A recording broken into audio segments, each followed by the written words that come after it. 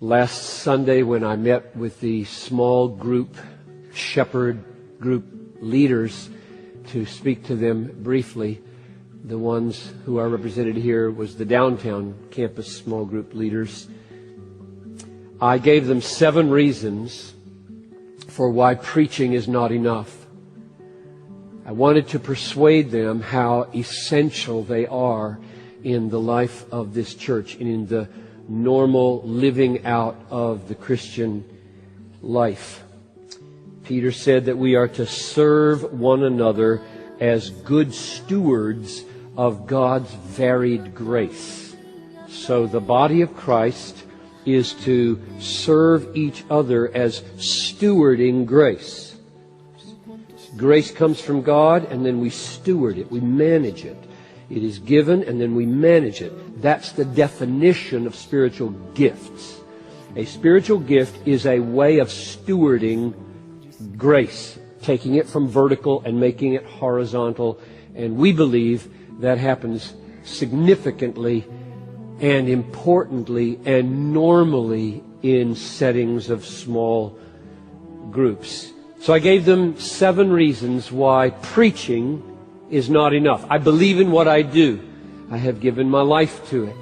And I know that it is not enough. And here are the 7 reasons. Number 1, the impulse to avoid painful growth by disappearing safely into a crowd in corporate worship is very strong. Number 2, the tendency toward passivity in listening to a sermon is part of our human weakness.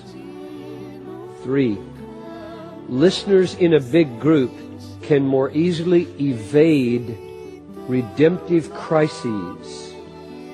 If tears well up in your eyes here, you probably can get out without anybody asking why.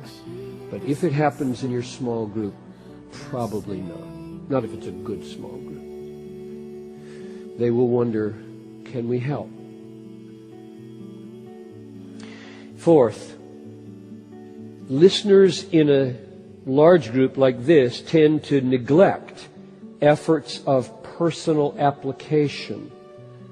The sermon may strike a nerve of conviction, but without someone to press in on where it should go in your life, so easy to walk away from that moment of conviction and application. Number 5, opportunity for questions leading to growth is missing. A sermon is not a dialogue, nor should it be. However, asking questions is a key to understanding, and if there is no place for it in your life to grow with clarification and application, you cut yourself off from great growth. Number 6, accountability for follow-through on good resolves is missing. If someone knows what you intend to do in response to a truth, then you will be more likely to do it. And number 7, prayer support for a specific need, conviction, resolve goes wanting.